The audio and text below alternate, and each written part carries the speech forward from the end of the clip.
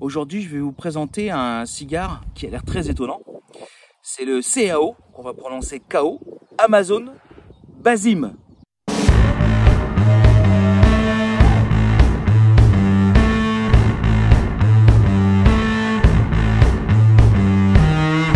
Alors ce fameux KO Amazon Basim a quelques particularités. La première, c'est sa conception. On parle d'agriculture raisonnée sur une parcelle qui bénéficie d'un ensoleillement privilégié et d'une irrigation naturelle avec la forêt amazonienne qui s'appelle The Rainforest.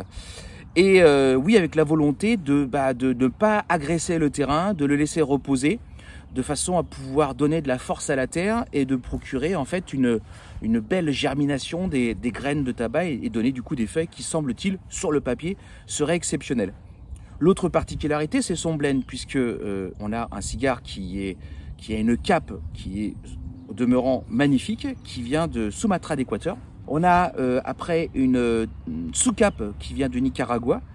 Et c'est la triple qui est intéressant parce qu'on a un blend de la République dominicaine, du Brésil et de la Colombie.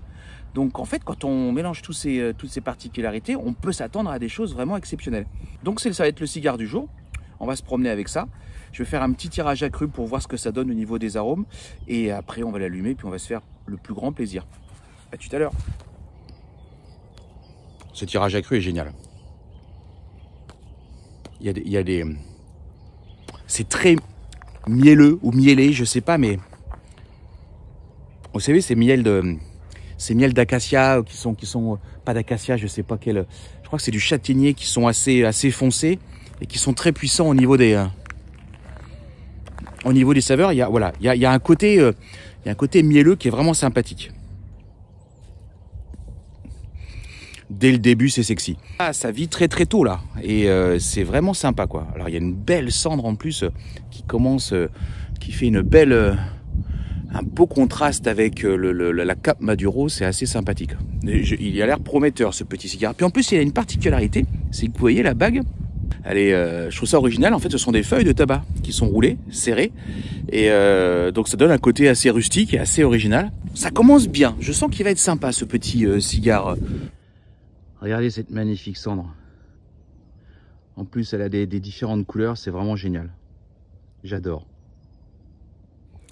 Ce premier tiers est vraiment génial. En plus, vous voyez, il y a une fumée qui est vraiment présente, qui est vraiment compacte, mais en plus qui est pas désagréable, qui pique pas. Il y a quelque chose d'assez étonnant. Il y a un arrière-goût assez terreux, mais vous voyez, comme si c'était une espèce de crumble de miel et de terre.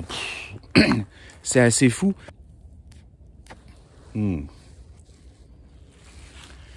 Bon, j'ai bien attaqué le deuxième tiers. C'est vraiment génial. C'est puissant, hein, c'est un cigare qui est présent. Hein, c'est comme je dis souvent, c'est un cigare qui a du caractère. Bon, ça veut pas dire grand chose. Et je continue parce que il est parti sur des arômes plus corsés, plus épicés. En fait, le miel est toujours présent, mais en plus petite, plus infime partie. Et on est maintenant sur du bois épicé. Waouh, épiceux. C'est bien aussi ça. Alors le bilan de ce KO Amazon Basim. Mais effectivement, sur le tirage à cru, on avait des touches très très mielées, pour pas dire mielleuses. Ça peut se dire aussi, je pense. Mais vraiment très sympathique.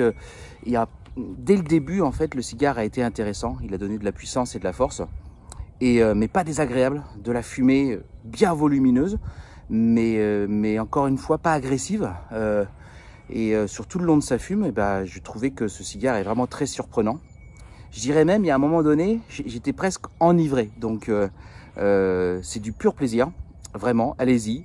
C'est très goûteux, c'est présent en bouche sans avoir cette arrière présence dans le palais qui peut déranger parfois. Donc c'est du plaisir en barre, mais foncez parce que c'était vraiment un très bon trip. J'espère vous retrouver bientôt et puis qu'on puisse partager un bon moment sympathique autour d'un cigare. À très bientôt.